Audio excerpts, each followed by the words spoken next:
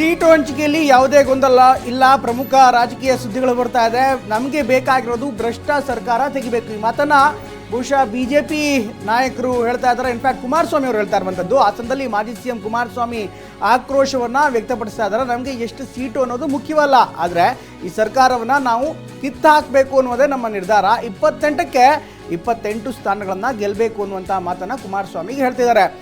ಕಾಂಗ್ರೆಸ್ ವಿರುದ್ಧ ಹರಿಯಾಯ್ದಿರುವಂಥ ಕುಮಾರಸ್ವಾಮಿ ಸೀಟು ಹಂಚಿಕೆಯಲ್ಲಿ ಯಾವುದೇ ಗೊಂದಲ ಇಲ್ಲ, ಎಲ್ಲವೂ ಕೂಡ ಕೂತು ಬಗೆಹರಿಸ್ತೀವಿ, ನಮಗೆ ಬೇಕಾಗಿರೋದು ಈ ಭ್ರಷ್ಟ ಕಾಂಗ್ರೆಸ್ ಸರ್ಕಾರವನ್ನು ತೆಗಿಬೇಕು ಅನ್ನುವಂಥ ಮಾತನ್ನು ಕುಮಾರಸ್ವಾಮಿ ಹಾಸನದಲ್ಲಿ ಹೇಳಿದ್ದಾರೆ.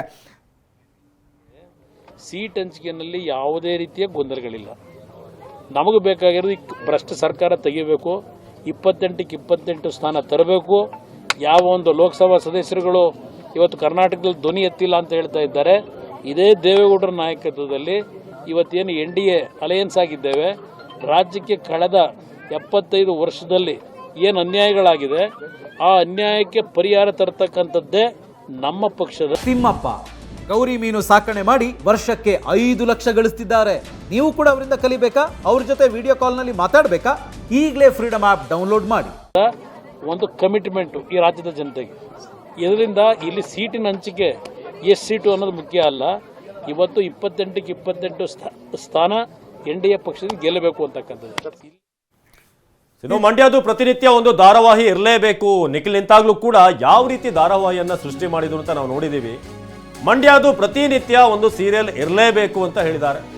ನಿಖಿಲ್ ಅಲ್ಲಿ ಸ್ಪರ್ಧೆ ಮಾಡಿದಾಗ್ಲೂ ಕೂಡ ಏನೇನು ಧಾರಾವಾಹಿಗಳಾದರೂ ಎಷ್ಟೆಷ್ಟು ಆದ್ವು ಅಲ್ಲಿ ಎಪಿಸೋಡ್ಗಳು ಅಂತ ನಾವು ನೋಡಿದ್ದೀವಿ. ನಿಖಿಲ್ ರಾಜಕೀಯ ಬೆಳವಣಿಗೆ ಸಂಪೂರ್ಣ ನಾಶ ಮಾಡಿಬಿಟ್ರು ಅಂತ ಇದೇ ಸಂದರ್ಭದಲ್ಲಿ ಮಾಜಿ ಸಿಎಂ ಎಚ್ ಡಿ ಕುಮಾರಸ್ವಾಮಿ ಹೇಳಿದ್ದಾರೆ. ಇನ್ನೊಬ್ಬರಿಗೆ ತೊಂದರೆ ಕೊಟ್ಟು ಸೀಟು ಪಡಿಬೇಕಾಗಿಲ್ಲ ನಾವು ಅಂತ ಕೂಡ ಹೇಳಿದರು. ಜೊತೆಗೆ ರಾಜಕಾರಣ ನಿಂತ ನೀರಲ್ಲ ಅಂತ ಕೂಡ ಕುಮಾರಸ್ವಾಮಿ ಹೇಳಿದ್ದಾರೆ. ಮಾಡಬೇಡಿ, ಹಾಸನದ ಬಗ್ಗೆನೂ ಅಷ್ಟೇ, ಮಂಡ್ಯ ಬಗ್ಗೆನೂ ಅಷ್ಟೇ. ಮಂಡ್ಯದ್ದು ನೋಡ್ತಾ ಇದ್ದೇನೆ. ಮಂಡ್ಯದ ಪ್ರತಿನಿತ್ಯ ಒಂದು ಧಾರಾವಾಹಿ ಇರಲೇಬೇಕು.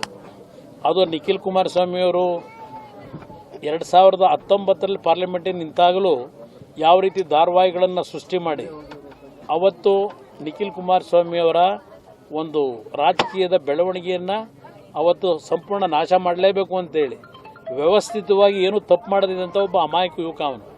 ಅವತ್ತು ಚುನಾವಣೆ ಯಾಕೆ ನಡೆಸಿದ್ರು, ಯಾವ ರೀತಿ ಚುನಾವಣೆ ನಡೆದು ಅವತ್ತಾಯಿತು. ಈಗ ಮಂಡ್ಯ ಜಿಲ್ಲೆಯಲ್ಲಿ ನಿನ್ನೆ ತಾನೇ ಅವನು ಹೇಳಿದ್ದ, ನಾನು ನ್ಯೂ ಟರ್ನ್ ತಗೊಳ್ಳಲ್ಲ, ನಾನು ಚುನಾವಣೆ ನಿಲ್ತೀನಿ ಅಂತ ಎಲ್ಲೂ ಹೇಳೇ ಇಲ್ವಲ್ಲ ಅಂತೇಳಿ. ಆದರೂ ಸಹ ನಿಖಿಲ್ ಕುಮಾರಸ್ವಾಮಿಯವ್ರಿಗೋಸ್ಕರವಾಗಿ ಹಿಂದೆ ಇದ್ದಂಥ ಲೋಕಸಭಾ ಸದಸ್ಯರಿಗೆ ಟಿಕೆಟ್ ತಪ್ಪಿಸಿ ಇವತ್ತೇನೋ ದೇವೇಗೌಡರ ಕುಟುಂಬದವರು ಆ ಸೀಟನ್ನು ಪಡಿಬೇಕು ಅಂತ ಹೊರಟಿದ್ದಾರೆ ಅಂತಕ್ಕಂಥದ್ದು ಒಂದು ತಿಂಗಳಿಂದ ನಿರಂತರ ಧಾರಾವಾಹಿ ನಡೀತಾ ಇದೆ, ನೋಡ್ತಾ ಇದ್ದೇವೆ. ನಾವು ಯಾವುದೇ ರೀತಿಯಲ್ಲಿ ವೈಯಕ್ತಿಕವಾಗಿ ಇನ್ನೊಬ್ಬರಿಗೆ ತೊಂದರೆ ಕೊಟ್ಟು ಇವತ್ತು ಸೀಟನ್ನು ಪಡಿಬೇಕು ಅಂತಕ್ಕಂಥದ್ದಿಲ್ಲ. ರಾಜಕಾರಣ ಅಂತಕ್ಕಂಥದ್ದು ನಿಂತ ನೀರಲ್ಲ. ಅದರಿಂದ ಪ್ರತಿನಿತ್ಯ ಮಾಧ್ಯಮಗಳಲ್ಲಿ ಇದರ ಜೊತೆಗೆ ಹಾಸನದ ರಾಜಕೀಯದ ಬಗ್ಗೆ ಕೂಡ ಕುಮಾರಸ್ವಾಮಿ ಅವರು ಮಾತನಾಡ್ತಿದ್ದಾರೆ. ಹಾಸನದಲ್ಲೂ ಕೂಡ JDS ಅಭ್ಯರ್ಥಿ ಗೆಲ್ಲಬೇಕು, JDS ಅಭ್ಯರ್ಥಿಗೆ ಟಿಕೆಟ್ ಅಂತ ಈಗ ಪರೋಕ್ಷವಾಗಿ ಹೇಳ್ತಾ ಇದ್ದಾರೆ. ಇನ್ಫ್ಯಾಕ್ಟ್ ಈಗಾಗಲೇ JDS ಅಭ್ಯರ್ಥಿ ಗೆಲ್ಲಬೇಕು ಅನ್ನೋ ಮೂಲಕ ಈಗಾಗಲೇ BJP ಬದಲು JDSಗೆ ಒಂದು ಟಿಕೆಟ್ ಲಭ್ಯವಾಗುತ್ತೆ ಅನ್ನುವಂಥ ಮಾತನ್ನು ಕುಮಾರಸ್ವಾಮಿ ಹೇಳ್ತಿದ್ದಾರೆ. ಪ್ರೀತಮ್ ಗೌಡ ಯುವಕರಿದ್ದಾರೆ, ಉತ್ಸಾಹದಲ್ಲಿ ಮಾತನಾಡ್ತಾರೆ. ಅದೆಲ್ಲವನ್ನೂ ಕೂಡ ಸಹಿಸಿಕೊಳ್ಬೇಕಾಗತ್ತೆ, ಅವರನ್ನೇ ನಿಲ್ಲಿಸೋದಾದರೆ ಮುಂದೆ ಚರ್ಚೆ ಮಾಡೋಣ ಅನ್ನುವಂಥ ಮಾತನ್ನು ಕೂಡ ಇದೇ ಸಂದರ್ಭದಲ್ಲಿ ಕುಮಾರಸ್ವಾಮಿ ಅವರು ಹೇಳಿದ್ದಾರೆ.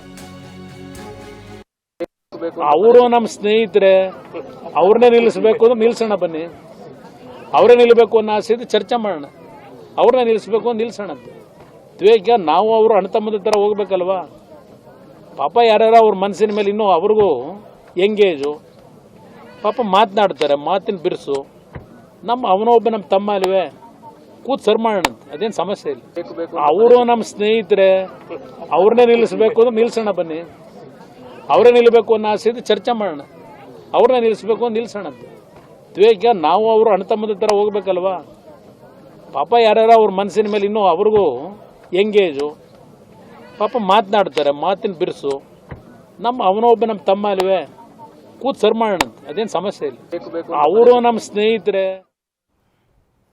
ಈ ಬಗ್ಗೆ ಇನ್ನಷ್ಟು ಹೆಚ್ಚಿನ ಮಾಹಿತಿಯನ್ನು ಪಡೆಯೋಣ. ನಮ್ಮ ಪ್ರತಿನಿಧಿ ಮಂಜುನಾಥ್ ಜೊತೆ. ಮಂಜುನಾಥ್, ಇವತ್ತು ಸುದೀರ್ಘವಾದಂಥ ಪತ್ರಿಕಾಗೋಷ್ಠಿಯನ್ನು ಕುಮಾರಸ್ವಾಮಿ ಅವರು ಮಾತನಾಡಿದ್ರು. ತುಂಬ ಸಾಕಷ್ಟು ವಿಚಾರಗಳಿದೆ. ಒಂದು ಪ್ರಮುಖವಾದಂಥ ವಿಚಾರ ಅಂದರೆ ಈಗ JDS ಅಭ್ಯರ್ಥಿ ಆಗ್ತಾರಾ ಕಾಂಗ್ರೆಸ್, ಇನ್ಫ್ಯಾಕ್ಟ್ ಹಾಸನದಿಂದ ಅನ್ನುವಂಥ ಮಾತು ಮೊದಲಿಂದಲೂ ಕೂಡ ಕೇಳಿಬರ್ತಾ ಇತ್ತು. ಅಫ್ಕೋರ್ಸ್ ಅವ್ರದ್ದೇ ಸೀಟ್. ಈಗ ಇನ್ನು BJP ಕೂಡ ಟ್ರೈ ಮಾಡ್ತಾ ಇತ್ತು. ಪ್ರೀತಮ್ ಗೌಡರು ನೇರವಾಗಿ ಮಾತನಾಡ್ತಾ ಇದ್ರು, BJPಗೆ ಈ ಬಾರಿ ಹಾಸನ ಸಿಗ್ಬೋದು, ಮಂಡ್ಯ ಸಿಗ್ಬೋದು ಅನ್ನುವಂಥ ಮಾತನ್ನು ಹೇಳ್ತಾ ಇದ್ರು. ಇವತ್ತು ಕುಮಾರಸ್ವಾಮಿ ಅವರು ಕೊಟ್ಟಂಥ ಉತ್ತರ ಬಹುಶಃ ಏನಾಗುತ್ತೆ, ಅಥವಾ ಹಾಸನ ಮತ್ತು ಮಂಡ್ಯದಲ್ಲಿ ಯಾವ ರೀತಿ ವಾತಾವರಣ ಇದೆ ಅನ್ನೋದರ ದಿಕ್ಸೂಚಿ ಅಂತ ಹೇಳ್ಬೋದಾ?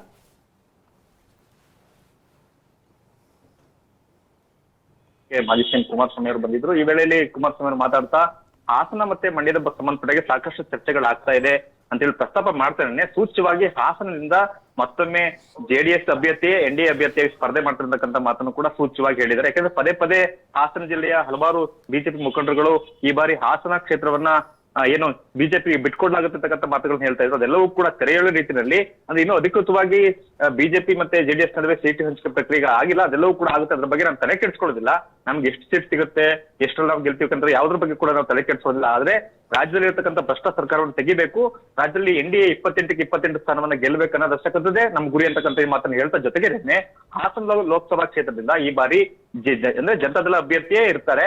ಅವ್ರನ್ನ ಮೈತ್ರಿ ಅಭ್ಯರ್ಥಿಯಾಗಿ ಗೆಲ್ಲಿಸ್ಕೊಳ್ಬೇಕಾಗಿರ್ತಕ್ಕಂಥ ಎಲ್ಲ ಪ್ರಯತ್ನವನ್ನು ಕೂಡ ನಾವು ಮಾಡ್ತೀವಿ ಅಂತ ಮಾತನ್ನ ಕೂಡ ಕುಮಾರಸ್ವಾಮಿ ಹೇಳಿದ್ರು. ಜೊತೆಗೆ ಮಂಡ್ಯ ಜಿಲ್ಲೆಗೆ ಸಂಬಂಧಪಟ್ಟಾಗೆ ನಿಖಿಲ್ ಕುಮಾರಸ್ವಾಮಿ ಅವರು ನಿಲ್ಬೇಕು ಅಂತಕ್ಕಂಥ ಚರ್ಚೆಗಳು ನಡೀತಾ ಇದಾವೆ. ಅದೇ ನಿಖಿಲ್ ಕುಮಾರಸ್ವಾಮಿನೇ ಬಹಳ ಸ್ಪಷ್ಟವಾಗಿ ಹೇಳಿದ್ರು, ನಾನು ಯಾವುದೇ ಕಡೆ U-turn ತಗೊಳ್ಳೋದಿಲ್ಲ, ಈ ಬಾರಿ ಚುನಾವಣೆ ನಿಲ್ಲಿಸಿ ಅಂತಕ್ಕಂಥ ಮಾತನ್ನ ನಾನು ಇಲ್ಲೂ ಕೂಡ ಹೇಳಿಲ್ಲ ಅಂತಕ್ಕಂಥ ಅಭಿಪ್ರಾಯನ ವ್ಯಕ್ತಪಡಿಸ್ತಾ ನನ್ನನ್ನು ಕೂಡ ನಿಲ್ಲಿ ಅಂತ ಹೇಳಿ ಕೇಳ್ತಾ ಇದ್ದಾರೆ.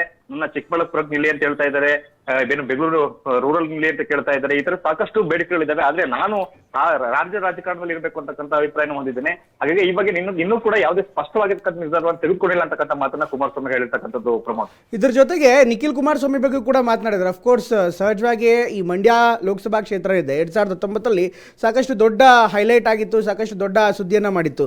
ಈಗ ಮತ್ತೆ ನಿಖಿಲ್ ಕುಮಾರಸ್ವಾಮಿ ಅವರ ಮಾತನ್ನ ಆಡಿದ್ದು ನೋಡ್ತಾ ಇದ್ರೆ ಮಂಡ್ಯ ಬಗ್ಗೆ ಅಥವಾ ಆ ಭಾಗದಲ್ಲಿ ಆಗ್ತಾ ಇರುವಂತ ಬೆಳವಣಿಗೆಗಳ ಬಗ್ಗೆ ಅವ್ರು ಸೂಚನೆ ಕೊಟ್ಟಂಗಿದ್ಯಾ ಮಂಜುನಾಥ್? ಹೌದು, ಖಂಡಿತ ಪ್ರಮೋದ್. ಏನು ಮಂಡ್ಯದಲ್ಲಿ ಈಗ ಸಾಕಷ್ಟು ಚರ್ಚೆಗಳು ನಡೀತಿದೆ. ಒಂದ್ ಕಡೆ ಹಾಲಿ ಸಂಸದಾಗಿರ್ತಕ್ಕಂಥ ಸುಮಲತಾ ಅವರು ಕೂಡ ಬಿಜೆಪಿ ಟಿಕೆಟ್ ಪಡೆಯಲಿಕ್ಕೆ ಯತ್ನವನ್ನ ಮಾಡ್ತಾ ಇದ್ದಾರೆ. ಇದನ್ನೇ ಕುಮಾರಸ್ವಾಮಿ ಪ್ರಸ್ತಾಪ ಮಾಡಿ ಮಾತಾಡ್ತಾ ನಮ್ಮ ಕುಟುಂಬ ಎಲ್ಲೋ ಒಂದ್ ಕಡೆ ಮಂಡ್ಯದಲ್ಲಿ ಟಿಕೆಟ್ ಪಡೆಯಲಿಕ್ಕೆ ಹಾಲಿ ಸಂಸದರಿಗೆ ಟಿಕೆಟ್ ತಪ್ಪಿಸ್ಲಿಕ್ಕೆ ಪ್ರಯತ್ನ ಮಾಡ್ತೀರಾ ಅಂತಕ್ಕಂಥ ಚರ್ಚೆಗಳು ನಡೀತದೆ. ಆ ರೀತಿ ಯಾವುದೇ ರೀತಿಯ ಪ್ರಯತ್ನ ನಡೀತಾ ಇಲ್ಲ. ಆದ್ರೆ ಇನ್ನೂ ಕೂಡ ಚರ್ಚೆ ಹಂತದಲ್ಲಿದೆ. ಮಂಡ್ಯದಿಂದ ಯಾರು ನಿಲ್ಬೇಕು ಅಂತಕ್ಕಂಥದ್ದು ಇನ್ನೂ ಕೂಡ ಚರ್ಚೆ ಆಗಿಲ್ಲ. ಆದ್ರೆ ಏನು ಅದ್ರ ನಡುವೆನೆ ಈ ಬಗ್ಗೆ ಸಾಕಷ್ಟು ಅಪಪ್ರಚಾರಗಳು ನಡೀತಾ ಇದಾವೆ. ಯಾವುದೇ ಕಾರಣದಿಂದ ಇನ್ನೊಬ್ಬರಿಗೆ ಟಿಕೆಟ್ ಅನ್ನ ತಪ್ಪಿಸಿ ಅಂದ್ರೆ ದೇವೇಗೌಡರ ಕುಟುಂಬ ಟಿಕೆಟ್ ಪಡಿತಕ್ಕಂಥ ಪ್ರಶ್ನೆ ಯಾವುದೇ ಕಾರಣಕ್ಕೂ ಉದ್ಭವ ಆಗೋದಿಲ್ಲ. ಸೀಟಿ ಹಂಚಿಕೆ ಏನೇ ಇರ್ಬೋದು, ನಿಖಿಲ್ ಕುಮಾರಸ್ವಾಮಿ ಬರಬೇಕು ಅಂತಕ್ಕಂಥ ಒತ್ತಾಯವನ್ನು ಕೂಡ ಸಾಕಷ್ಟು ಜನರು ಮಾಡ್ತಾ ಇದ್ದಾರೆ. ಆದ್ರೆ ನಿಖಿಲ್ ಕುಮಾರಸ್ವಾಮಿ ಕಳೆದ ಚುನಾವಣೆಯಲ್ಲಿ ಯಾವ ರೀತಿ ಅವ್ರನ್ನ ಸೋಲಿಸಲಾಯ್ತು, ಆತ ಅಮಾಯಕನನ್ನ ಯಾವ ರೀತಿ ಬಲಿಪಶು ಮಾಡಿದ್ರು ಅಂತಕ್ಕಂಥ ಮಾತನ್ನು ಹೇಳೋ ಮೂಲಕ ಎಲ್ಲೋ ಒಂದ್ ಕಡೆ ಮತ್ತೊಮ್ಮೆ ನಿಖಿಲ್ ಕುಮಾರಸ್ವಾಮಿ ಸ್ಪರ್ಧೆ ಮಾಡ್ಬೇಕು ಅಂತಕ್ಕಂಥ ಒತ್ತಾಯಗಳು ಚರ್ಚೆಗಳು ಏನ್ ನಡೀತಾ ಇದಾವೆ. ಅದ್ರ ಬಗ್ಗೆ ಕೂಡ ಕುಮಾರಸ್ವಾಮಿ ಎಲ್ಲೊಂದ್ ಕಡೆ ಸೂಚ್ಯವಾಗಿ ಹೇಳ್ತಕ್ಕಂಥ ಪ್ರಯತ್ನವನ್ನ ಮಾಡಿದ್ರು.